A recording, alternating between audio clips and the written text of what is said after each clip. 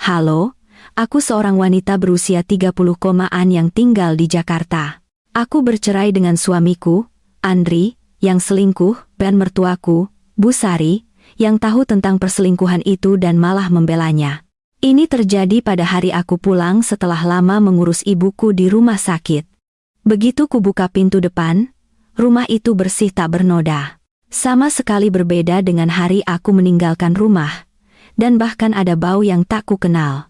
Saat itu, hatiku mencelos ketika berhadapan dengan Bu Sari, yang berdiri tenang di dapur, dan seorang wanita asing di sampingnya memegang penyedot debu.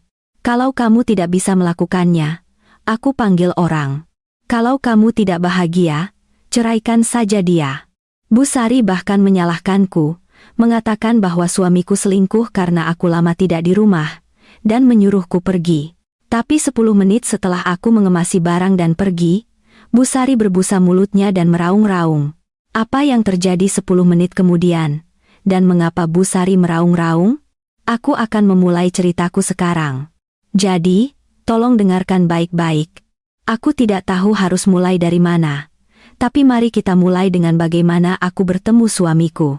Kami bertemu melalui seorang teman bersama dan menikah setelah pacaran lama, dan sudah 5 tahun berlalu.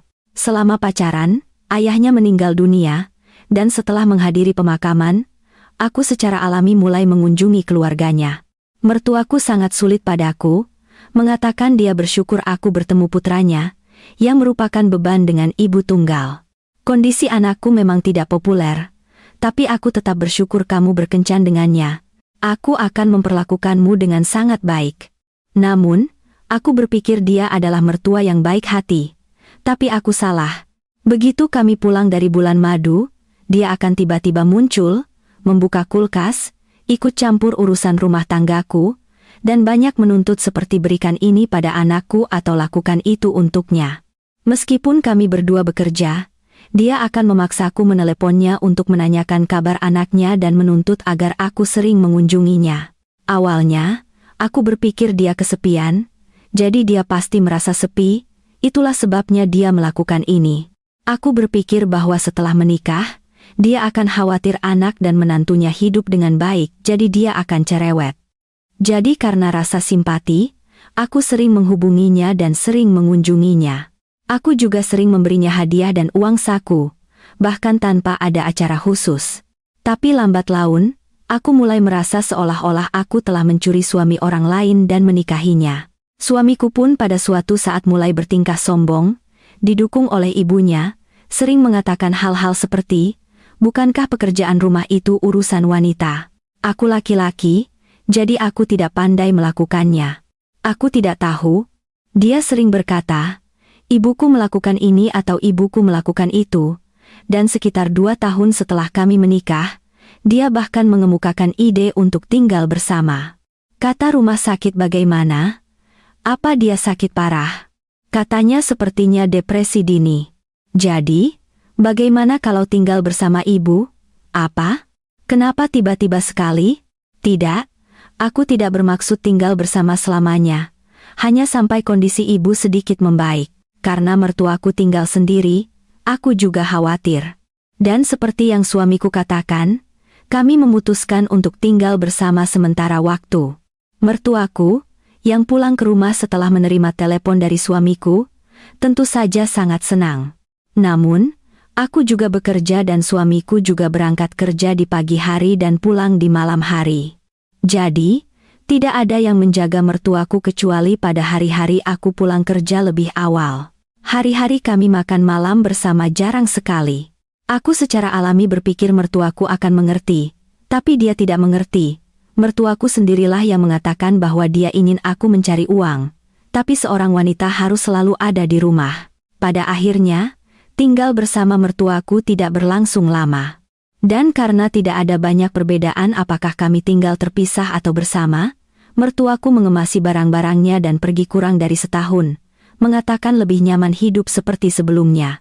Suamiku bukan orang yang baik hanya kepada keluarganya sejak awal, dia juga tidak baik kepada keluargaku. Namun, setelah mertuaku pergi, mungkin karena dia sedang tidak enak badan, dia secara bertahap mulai menunjukkan sisi yang berbeda dari sebelumnya. Dan setelah menerima uang dari keluargaku, dia berubah sepenuhnya. Keluargaku memiliki sebidang tanah yang tidak dapat mereka jual selama bertahun-tahun karena perselisihan hukum. Tapi mereka akhirnya menjualnya dan mendapatkan sejumlah uang tunai. Suamiku dan aku membeli rumah dengan pinjaman saat kami menikah. Tapi karena keluargaku mendapatkan sejumlah uang tunai, mereka mengatakan akan melunasi pinjaman itu. Mama, apa Mama yakin? Tentu saja. Mama tahu sulit melunasi utang dengan gajimu. Kalian berdua cukup menghasilkan. Dan kalian punya banyak uang. Tapi Mama dan Papa ingin melakukannya untuk kalian. Aku menolak beberapa kali, tapi orang tuaku bersikeras melakukannya. Jadi, aku akhirnya menerimanya. Dengan begitu, kami langsung melunasi pinjaman rumah kami dan utang kami selesai. Mungkin karena ini, suamiku bahkan lebih baik kepada keluargaku. Apapun alasannya, baguslah suamiku bersyukur kepada orang tuaku. Jadi, aku pikir itu bagus. Sayang, aku akan lebih baik lagi kepada Mama dan Papamu. Lihat saja nanti. Maksudmu lebih baik bagaimana? Kamu tidak perlu. Kamu sudah cukup melakukannya. Tidak. Aku akan melakukannya lebih baik. Tidak apa-apa. Sungguh. Dan aku punya satu permintaan. Apa itu? Katakan saja. Jangan terlalu kecewa kalau aku melewatkan acara keluarga. Aku melewatkannya karena pekerjaan, bukan karena aku tidak ingin pergi. Oh, tentu saja. Aku mengerti sebanyak itu. Kamu menganggapku apa? Namun, suamiku mengatakan ini dan itu tidak berlangsung lama. Bahkan ketika Bu Sari tiba-tiba berkunjung, suamiku bertingkah seolah-olah itu bukan urusannya. Siapapun yang datang, suamiku sering berbaring. Dan ketika Bu Sari datang, selalu tugasku untuk melayaninya. Dari makanan hingga buah-buahan dan mendengarkan semua yang dia katakan sampai dia pergi. Ini benar-benar melelahkan. Meskipun kelihatannya mudah, aku juga ingin beristirahat di akhir pekan. Bu Sari selalu ingin melakukan segalanya bersama jika suamiku dan aku mencoba melakukan sesuatu. Terutama ketika kami pergi makan di luar, suamiku akan selalu menelepon Bu Sari. Dan bahkan ketika kami pergi makan di luar di akhir pekan, kursi di sampingnya selalu untuk ibunya, dan kursi penumpang di mobil adalah untuk ibunya. Jika kami pergi jalan-jalan, suamiku dan mertuaku akan berada di depan dan aku akan berjalan jauh di belakang. Bahkan jika aku tidak bermaksud, situasi ini selalu terjadi setiap kali ibunya datang. Selain itu, meskipun kami berdua bekerja, aku melakukan semua pekerjaan rumah dan memasak semua makanan. Sudah biasa baginya untuk sering menelponku untuk membuat kimchi, mengatakan suamiku suka makan kimchi yang bahkan tidak kumakan. Dan dia sering menangis, tidak ingin pergi ke rumah orang tuaku saat liburan karena dia tidak ingin sendirian. Tapi aku merasa seperti akan gila hidup seperti ini. Jadi, aku mengurangi panggilan, kunjungan, uang saku, dan hadiah dan mulai mengatakan apa yang perlu dikatakan saat itu juga. Bu, aku akan mengurus rumah tanggaku sendiri. Aku tahu ibu khawatir, tapi tolong perhatikan saja. Ketika dia menuntut banyak uang saku, aku memberitahunya bahwa pengeluaran kami sedang ketat akhir-akhir ini. Dan aku juga memberitahunya untuk berhenti membuat kimchi terlalu sering karena hanya suamiku yang memakannya dan itu akan basi. Ini membuatku merasa sedikit lega. Tapi kali ini, suamiku yang menjadi masalah. Kamu begitu tidak berhati. Apa yang kamu bicarakan? Apa kamu tidak kasihan pada ibuku? Kenapa ibumu kasihan? Dia sehat dan tidak punya penyakit. Ternyata mertuaku mengeluh kepada suamiku dengan air mata di belakangku tanpa mengatakan apa-apa di depanku. Jadi suamiku berpikir aku bahkan lebih keras pada mertuaku. Kemudian suatu hari, mertuaku datang ke rumah kami lagi tanpa sepatah kata pun. Aku pikir dia tahu betapa tidak nyamannya tinggal bersama. Tapi mertuaku datang lagi dengan membawa tas. Itu adalah hari aku pulang dengan perasaan kesepian setelah pergi ke rumah sakit sendirian karena ibuku dirawat di rumah sakit karena penyakit kronis. Begitu aku membuka pintu depan, aku melihat 2 koper besar dan di ruang tamu, Bu Sari dan Andri tertawa terbahak-bahak sambil makan daging panggang. Oh, kamu sudah sampai. Ada apa? Maksudmu apa? Ada apa? Apa ada masalah dengan seorang ibu datang ke rumah anaknya? Aku sangat kesepian sehingga aku menelepon Andri kita. Berpikir untuk tinggal di rumahmu beberapa hari dan Andri kita datang menjemputku. Tapi kamu bahkan tidak membuat makan malam untuk suamimu dan terlalu sering keluar. Aku akan tinggal sebentar dan mengajarimu beberapa pekerjaan rumah. Terakhir kali ketika kita tinggal bersama, kamu terlalu sibuk. Jadi, aku hampir tidak melihat wajahmu dan langsung pergi. Tapi kali ini, aku bertekad. Jadi kamu bersiaplah. 2. Mengerti? Suamiku, yang tidak pernah menemaniku mengunjungi ibuku yang sakit, meskipun dia mengatakan dia lelah, tanpa berpikir mengatakan, ya, belajar beberapa lauk pauk ibu. Butuh biaya untuk belajar memasak, jadi kamu beruntung. Kamu belajar gratis dari ibu. Saat itu, aku benar-benar merasa pikiranku kosong. Aku bahkan tidak punya kekuatan untuk berdebat. Jadi, aku hanya masuk ke kamar dan duduk di tempat tidur sendirian. Tapi suamiku mengikutiku masuk dan mulai melontarkan omong kosong. Mengatakan aku tidak sopan dan dia akan kelaparan jika bukan karena ibunya. Jadi, aku berkata, kalau begitu, hiduplah saja dengan ibumu dan makan makanannya.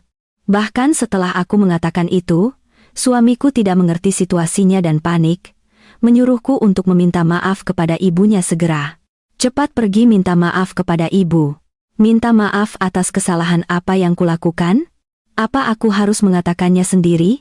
Karena aku tidak tahu. Beritahu aku. Ada orang dewasa di luar. Jadi, kenapa kamu masuk duluan untuk istirahat? Apa? Keluar sekarang. Dan kamu juga harus mencuci piring. Kenapa aku harus mencuci piring yang mereka makan? Aku benar-benar lelah hari ini. Jadi, tolong tinggalkan saja.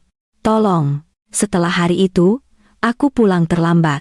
Sebagian sengaja terlambat karena mertuaku, tapi lebih dari itu, sulit pulang kerja lebih awal karena pekerjaan, dan aku sering tiba di rumah setelah jam 10 malam karena mampir ke rumah sakit tempat ibuku dirawat.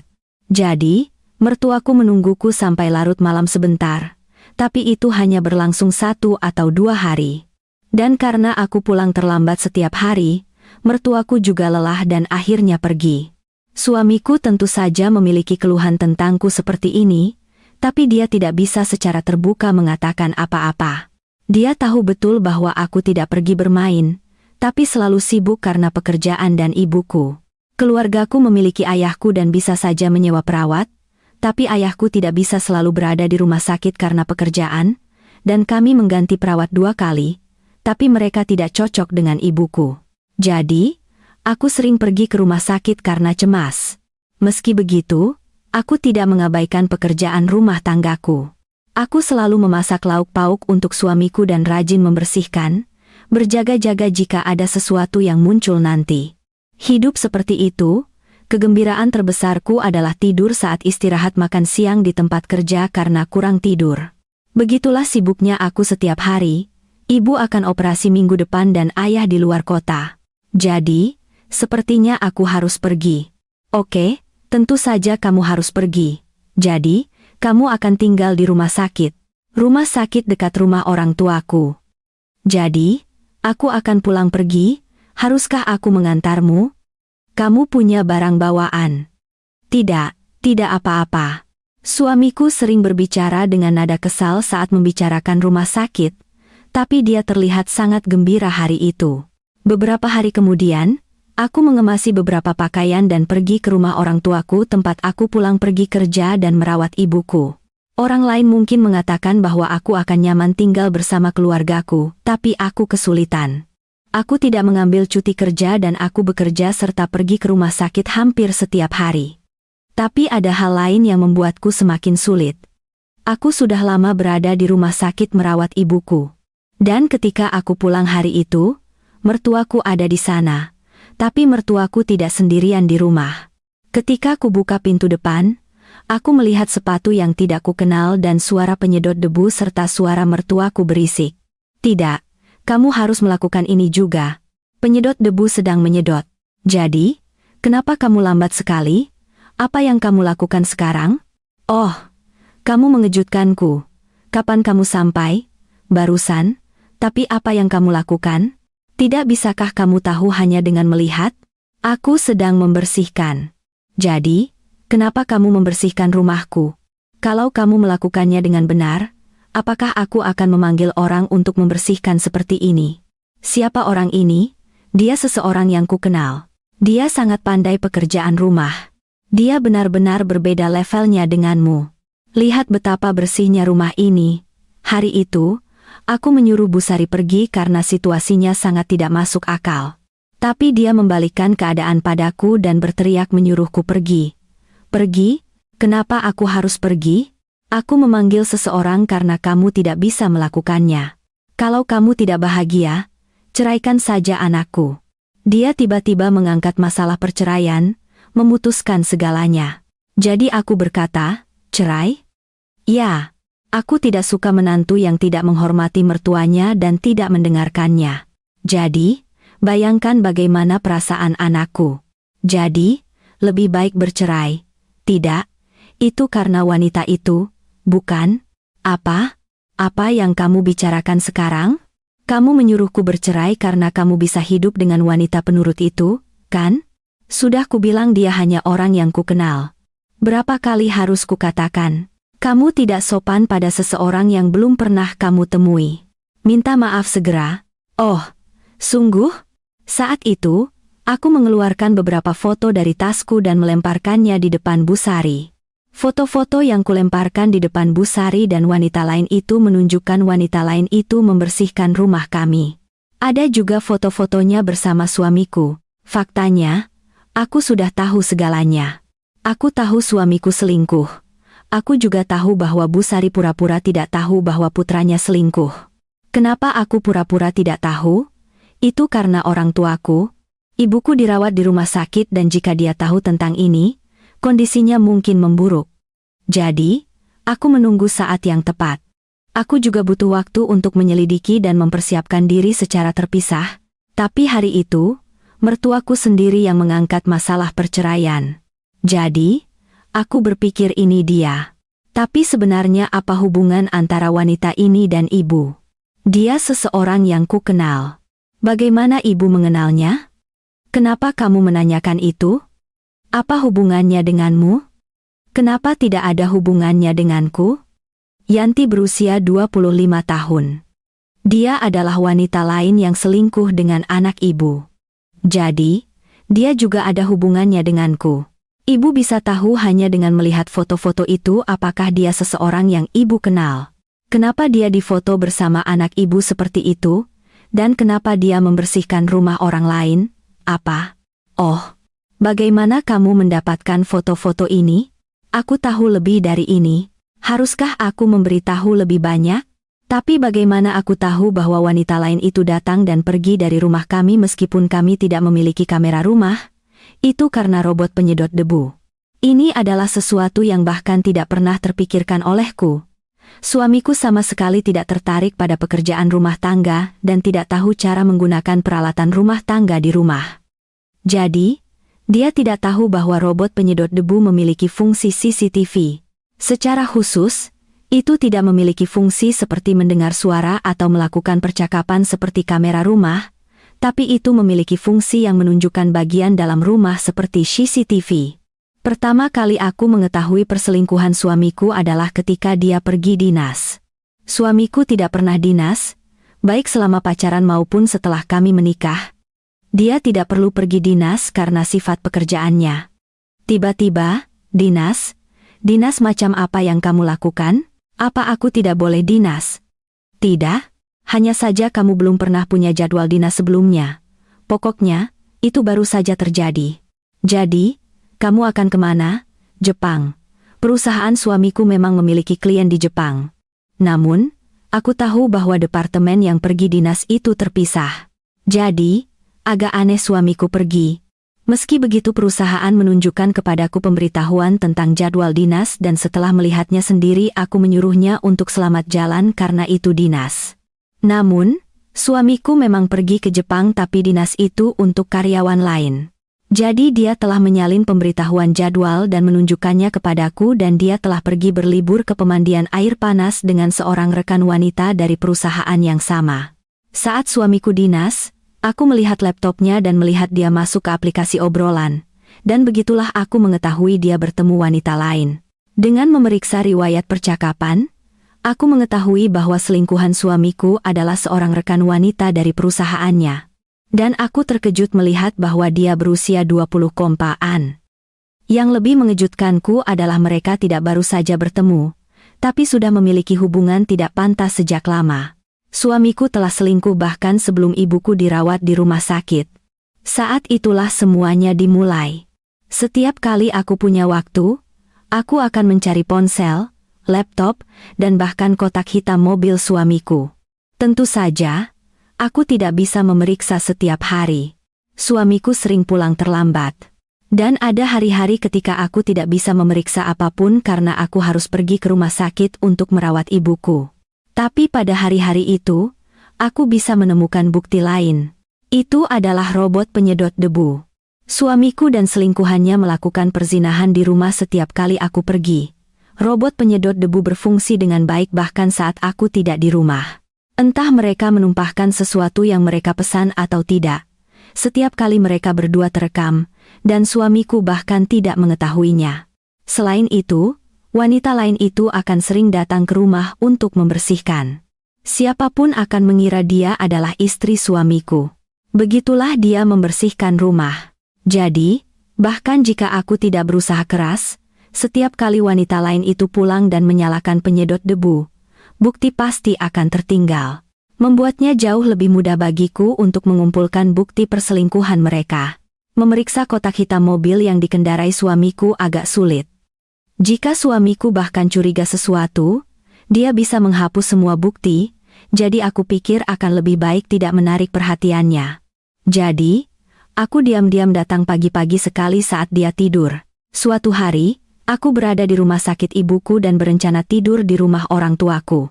Tapi hari itu, aku merasa curiga bahwa suamiku telah meneleponku berkali-kali. Jadi aku pulang pagi-pagi sekali. Suamiku terus meneleponku bahkan ketika aku pergi bekerja di pagi hari dan makan siang dan bahkan ketika aku pulang kerja di malam hari dan pergi ke rumah sakit ibuku. Halo, apa kamu sampai di tempat kerja dengan baik? Oh, kenapa? Tidak, aku hanya ingin tahu apakah kamu sampai di tempat kerja dengan baik. Oke, kalau begitu pergi bekerja. Dia menelepon lagi setelah makan siang. Apa kamu sudah makan siang? Tapi apa kamu punya sesuatu untuk dikatakan padaku? Kenapa kamu menelepon begitu banyak hari ini? Tidak, aku hanya menelepon karena penasaran. Aku ingin tahu apa yang kamu makan. Aku khawatir kamu mungkin melewatkan makan siang untuk bekerja. Suamiku menelepon lagi dalam perjalanan pulang kerja. Apa kamu sudah pulang kerja? Oh, barusan. Jadi, kamu akan ke rumah sakit ibumu? Ya. Kamu tidak pulang, kan?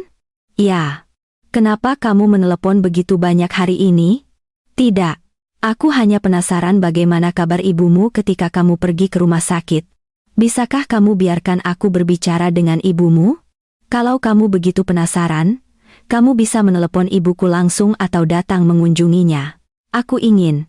Tapi bagaimana jika aku menelepon dan mengganggu ibumu saat dia beristirahat? Atau bagaimana jika dia sedang dalam perawatan dan aku menelepon? Aku tidak tahu situasinya.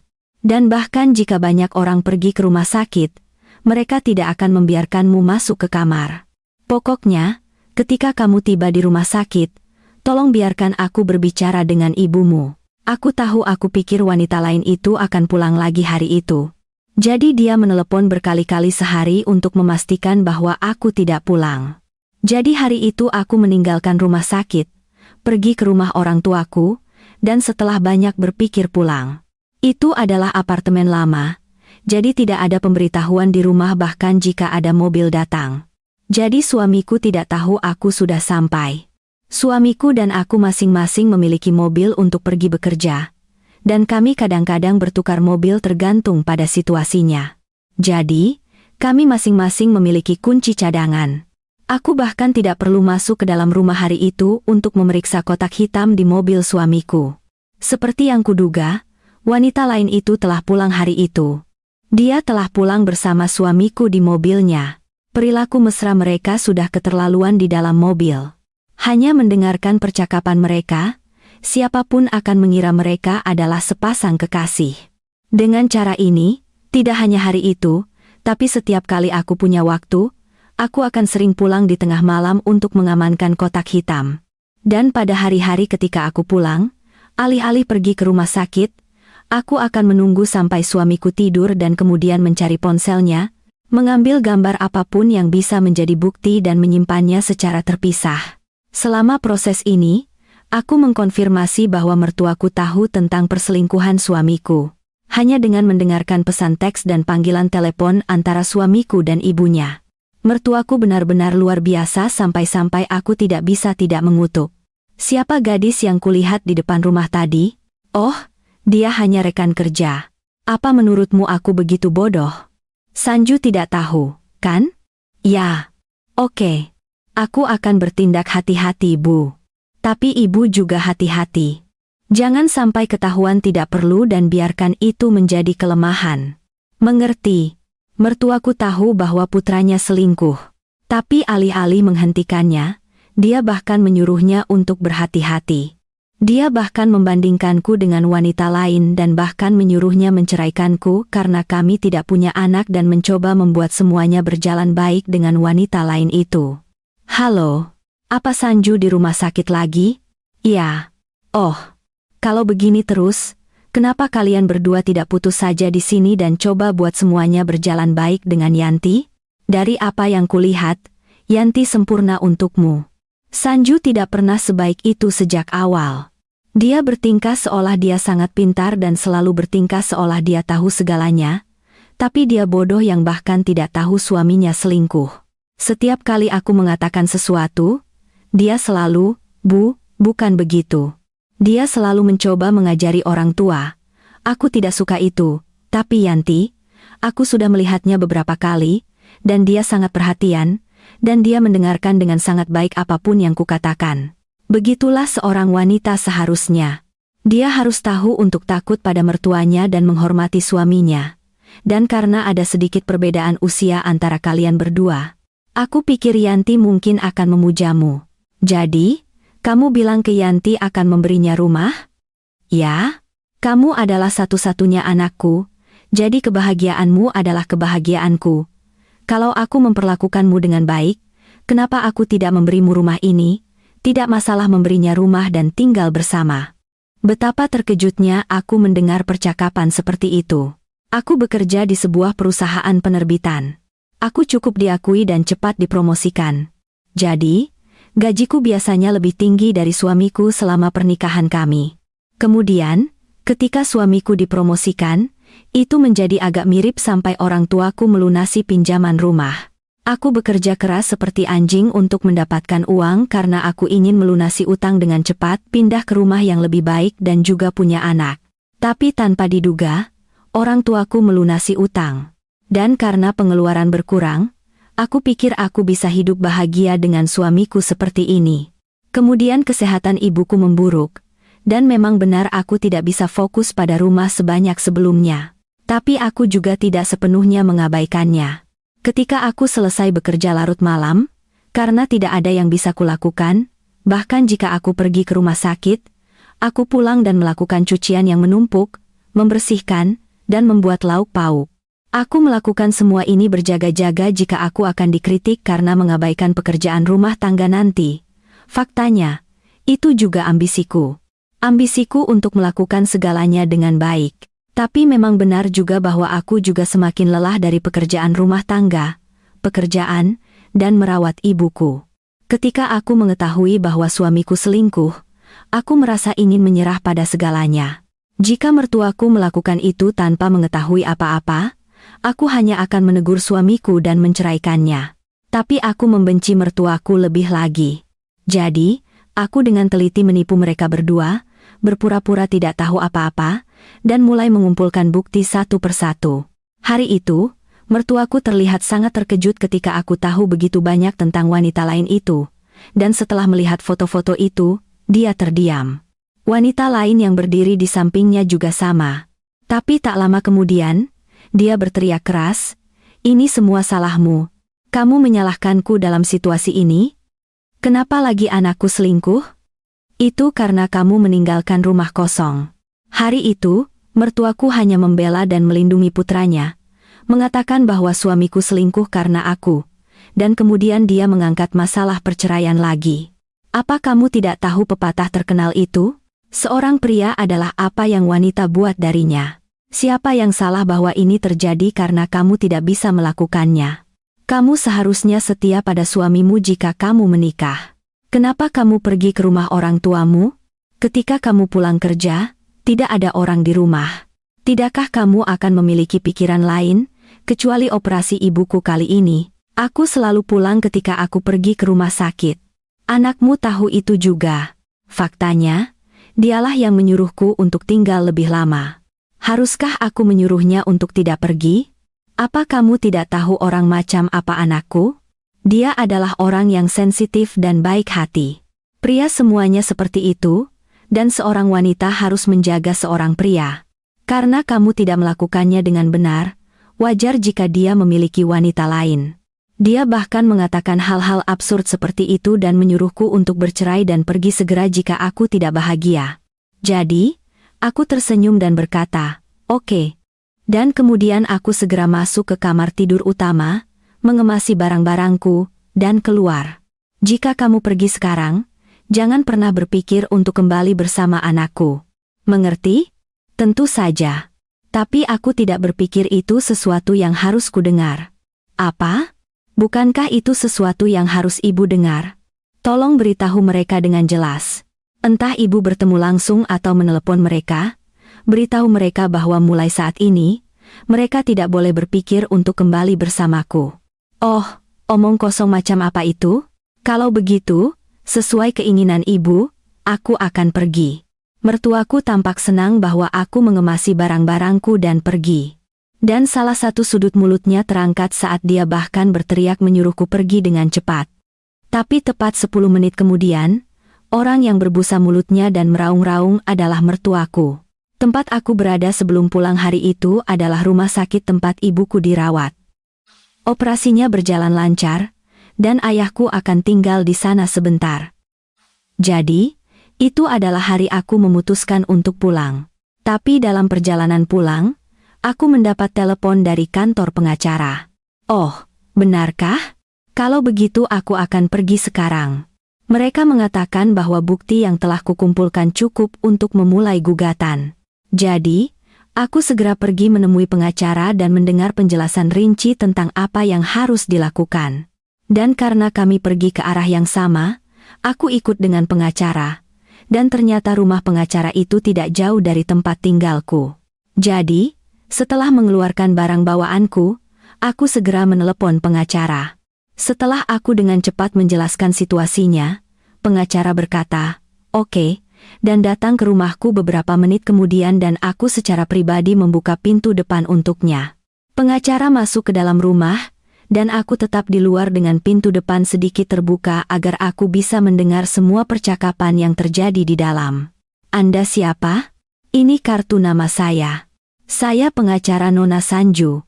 Jadi jika Anda memiliki sesuatu untuk dikatakan di masa depan, tolong jangan meneleponnya langsung. Hubungi saya." "Apa? Apa yang Anda katakan?" Hari itu, pengacara dengan jelas menjelaskan perselingkuhan suamiku di depan mertuaku dan wanita lain itu, dan dia juga menyebutkan kepada mertuaku, yang tahu semua fakta, tapi pura-pura tidak tahu, bahwa dia juga bertanggung jawab atas rusaknya pernikahan dan bahwa klaim tunjangan dapat dilakukan. Mertuaku pasti sangat senang sebelum bertemu pengacara. Dia tampak menyukai wanita lain itu. Jadi ketika aku mengatakan akan mengemasi barang-barangku dan meninggalkan rumah seperti yang dia suruh, dia pasti berpikir bahwa putranya dan wanita lain itu akan menikah lagi. Tidak seperti aku, wanita lain itu muda dan penurut. Jadi dia mendengarkan mertuaku dengan baik, itulah sebabnya dia diminta untuk membersihkan. Wanita lain yang disuruh melakukannya juga tampaknya sangat terintimidasi oleh mertuaku.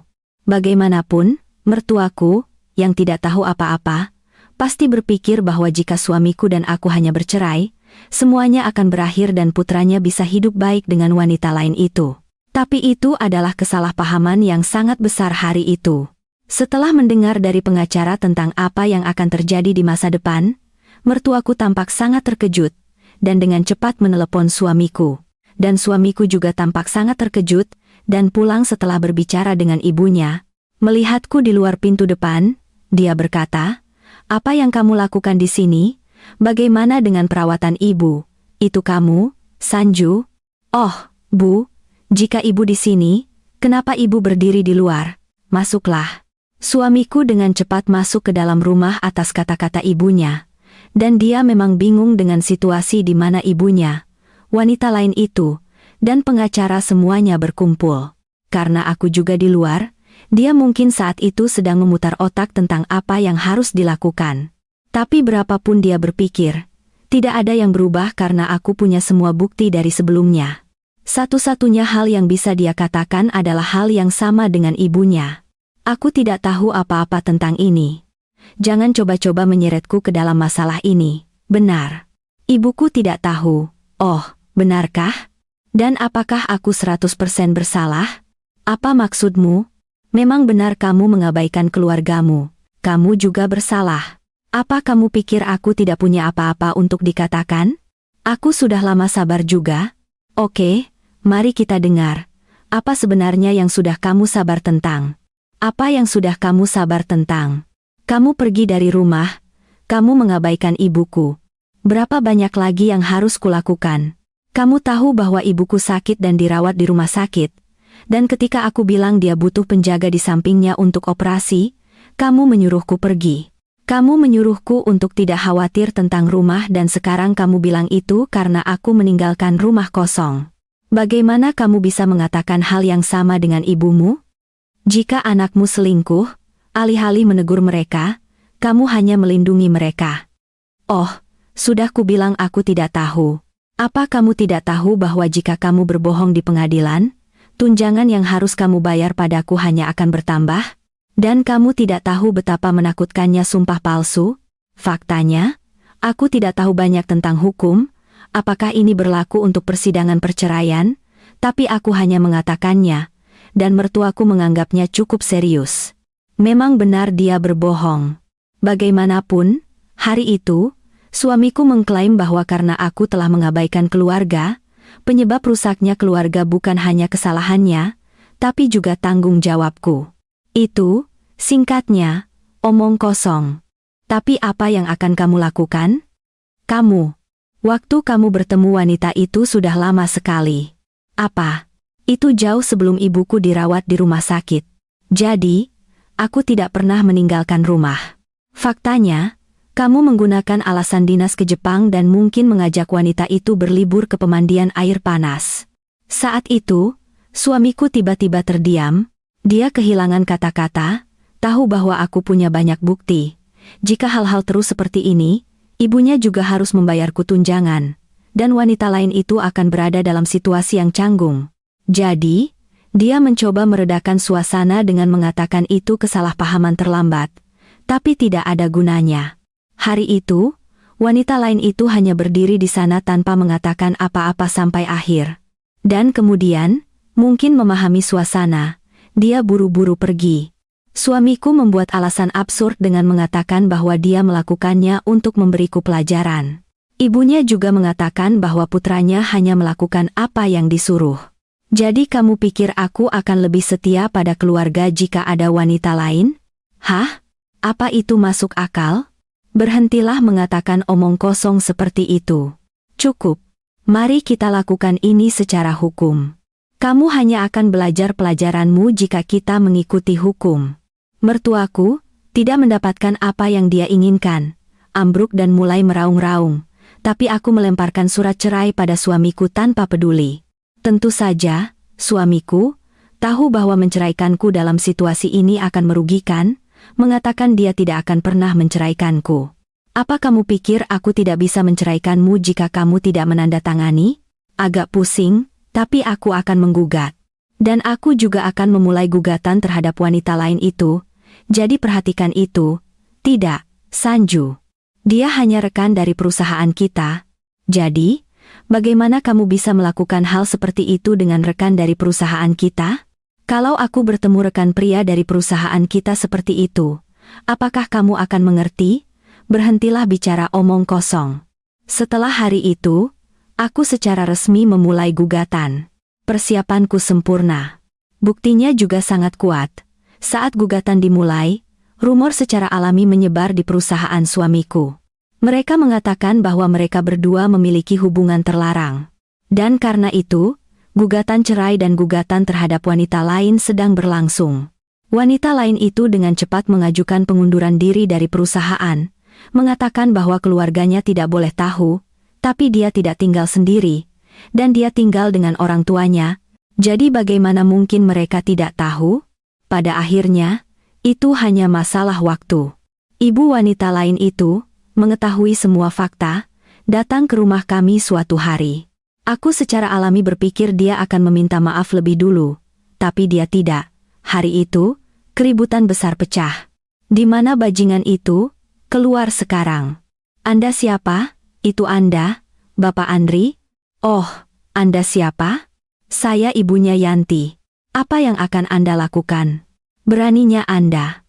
Seorang pria beristri merayu putri saya padahal Anda bahkan tidak bisa bertanggung jawab. Kejahatan apa yang dilakukan putri saya? Kenapa putri saya menjadi pezina? Batalkan gugatan itu. Batalkan segera. Tapi hari itu, aku juga di rumah. Tapi ibu wanita lain itu tidak bisa mengatakan apa-apa kepadaku. Tentu saja, dia sendiri tahu, dia tahu putrinya juga bersalah. Tapi mungkin dia ingin melampiaskan amarahnya pada suamiku karena gugatan terhadap wanita lain itu. Jadi, dia tidak hanya menghujaninya dengan penghinaan, tapi juga menjambak rambutnya. Lepaskan dan bicara, bajingan. Apa kamu tahu situasi macam apa putriku karena kamu? Aku juga kesulitan. Dan kenapa kamu hanya melakukan ini padaku? Aku tidak memaksanya untuk bertemu denganku. Apa? Bodoh? Apa kamu bahkan menyebut itu pernyataan yang pantas? Sanju, jangan hanya berdiri di sana. Coba hentikan dia. Hah? Tangani sendiri? Jangan coba-coba menyeretku ke dalam masalah ini. Jadi, ketika kamu selingkuh, kamu seharusnya sudah siap untuk sebanyak ini. Hari itu, suamiku dijambak begitu keras sehingga segenggam rambutnya rontok, dan melihatnya membuatku merasa segar. Gugatan berlanjut sesuai jadwal. Wanita lain itu sudah mengajukan pengunduran diri dan tidak datang bekerja. Dan suamiku terus menolak bahkan setelah rumor menyebar. Tapi sepertinya dia tidak tahan lagi dan akhirnya mengajukan pengunduran diri terlambat. Dan tak lama kemudian, kami akhirnya bercerai. Aku juga menerima tunjangan dari ibunya. Gugatan terpenting terhadap wanita lain itu juga berakhir dengan putusan. Jadi semua gugatan selesai. Dengan gugatan ini, wanita lain itu meninggalkan mantan suamiku dan setelah menjual rumah yang mereka tinggali untuk pembagian harta gono gini, mantan suamiku pindah ke rumah mantan mertuanya. Tidak termasuk pinjaman yang dilunasi oleh keluargaku. Jumlah uang yang diambil mantan suamiku dari pembagian harta gono gini tidak banyak karena mantan ibu mertuanya juga harus membayarku tunjangan. Mantan suamiku adalah orang yang menyesalinya. Aku pikir aku tidak akan pernah bertemu dengannya lagi setelah perceraian. Tapi suatu hari, aku berpapasan dengannya di depan perusahaanku. Apa Anda di sini untuk menemui saya? Hah? Anda pergi sekarang? Kami tidak punya alasan untuk bertemu lagi. Aku tahu. Tapi aku hanya ingin tahu bagaimana kamu hidup. Kenapa kamu harus ingin tahu tentang itu? Dengan apa? Benar. Aku tidak senang melihatmu bahkan secara kebetulan. Pergi saja. Tapi mantan suamiku terus mengikutiku. Kamu terlihat baik. Bagaimana ibumu? Ibuku? Bukan, ibumu. Bagaimana kabarnya? Dia masih di rumah sakit. Apa yang kamu bicarakan? Dia sudah keluar. Bisakah dia keluar kalau begitu? Apa kamu pikir ibuku akan selamanya di rumah sakit? Nah, dilihat dari percakapanmu dengan ibumu, kamu bilang kamu tidak ingin mengeluarkan uang dan khawatir merawat ibumu. Jadi, siapapun akan berpikir ibuku menderita penyakit yang mengerikan. Tapi apa yang kita lakukan? Ibuku pulih setelah operasi dan sekarang hanya pergi ke rumah sakit sebulan sekali. Saat itu, mantan suamiku tiba-tiba menghalangi jalanku dan segera berlutut di jalan. Ketika aku mengabaikannya dan mencoba lewat, dia datang di depanku lagi dan berlutut, mengatakan dia menyesal. Apa yang kamu lakukan? Maaf, Sanju. Aku benar-benar salah. Kalau aku bisa kembali ke waktu itu, aku benar-benar tidak akan membuat pilihan itu. Aku tidak tahu kenapa aku melakukannya. Aku pasti sudah gila. Dari apa yang kulihat, kamu masih terlihat sudah gila. Apa? Kalau aku jadi kamu, aku akan terlalu malu untuk menunjukkan wajahku lagi padamu. Kenapa lagi aku muncul di hadapanmu bahkan jika aku malu? Aku benar-benar menyesalinya. Tidak, aku masih menyesalinya. Kalau begitu aku akan membuatmu menyesalinya lebih lagi hari ini. Oh, aku menampar pipi mantan suamiku hari itu dengan sangat keras. Terlepas dari apakah orang-orang menonton, itu adalah pertama kalinya dalam hidupku aku memukul seseorang, terutama menampar mereka. Mantan suamiku, yang telah ditampar olehku, meletakkan kedua tangannya di pipinya yang ditampar dan berkata, "Apa kamu baru saja memukulku?" "Ya, aku memukulmu, kamu masih belum sadar, jadi aku memukulmu agar kamu sadar." "Kenapa?" "Tapi dilihat dari ekspresimu, satu pukulan sepertinya tidak cukup. Kemari. Aku akan memukul sisi lain juga." "Tidak, Sanju, mari kita bicara. Mari kita bicara. Semua orang di sini menonton. Orang-orang sudah menonton kita sejak kamu berlutut di jalan. Apa kamu tidak malu bahwa kamu bercerai karena kamu selingkuh? Jika kamu bercerai seperti itu, kenapa kamu tidak menjalani hidupmu sendiri? Kenapa kamu datang ke mantan istrimu dan melakukan sesuatu yang membuatmu dipukul? Hah?"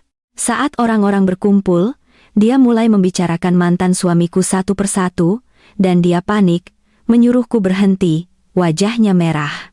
Tapi karena dia masih tidak mau pergi, aku mulai membicarakan apa yang telah dia lakukan dengan wanita lain itu lagi. Kemudian dia berkata, "Oh, aku akan pergi, aku akan pergi. Jadi diamlah, jika kamu tahu bahwa apa yang kamu lakukan itu memalukan, jangan pernah mencariku lagi. Mengerti?" Hari itu, mantan suamiku lari begitu cepat sampai sepatunya lepas, dan dia ragu-ragu, mungkin terlalu malu untuk mengambilnya lagi, dan hanya lari. Melihatnya, aku sejenak menyalahkan diriku sendiri karena menikah dengan pria seperti itu. Tapi aku sudah menikah dan bercerai, jadi apa yang bisa kulakukan? Aku pikir hal terbaik yang harus dilakukan adalah tidak membuat kesalahan yang sama lagi karena aku tidak bisa membatalkannya. Setelah hari itu, mantan suamiku, mungkin takut sesuatu seperti itu akan terjadi lagi, tidak pernah muncul di hadapanku lagi. Aku dengar dia mendapatkan pekerjaan baru dan bekerja di sebuah perusahaan. Tapi rumor menyebar di perusahaan itu juga. Karena dia harus bekerja di bidang yang sama, rumor tidak terhindarkan. Kenapa dia melakukan sesuatu yang akan merusak hidupnya sendiri? Pada akhirnya, bukankah semuanya adalah perbuatannya sendiri? Aku tidak kembali tinggal dengan orang tuaku setelah perceraian. Aku tinggal di rumah yang kudapatkan sendiri. Orang tuaku masih memintaku untuk tinggal bersama mereka, tapi jujur, karena rasa bersalah, aku mendapatkan rumah dekat perusahaanku. Tentu saja, aku sering pergi ke rumah orang tuaku karena kesehatan ibuku. Tapi untungnya, ibuku sudah jauh lebih baik, dan pekerjaan ayahku masih berjalan lancar, jadi aku tidak perlu khawatir. Aku juga masih menjalani kehidupan normal, bekerja di pekerjaanku. Karena aku tidak lagi punya masalah, hidupku tidak bisa lebih damai lagi. Karena aku masih muda, aku mendengar orang-orang menyuruhku menikah lagi. Tapi jujur, aku tidak tertarik untuk menikah lagi. Aku hanya puas hidup seperti ini, tanpa ada yang salah. Dan dengan orang tuaku dan aku tetap sehat, aku menemukan bahwa tidak ada yang lebih penting daripada kesehatan. Aku harap kalian semua menjaga kesehatan dengan baik. Dan aku akan mengakhiri ceritaku di sini. Aku hidup lebih baik dari siapapun akhir-akhir ini, telah move on dari rasa sakit perceraian. Jadi tolong doakan hidupku dan terima kasih sudah mendengarkan sampai akhir.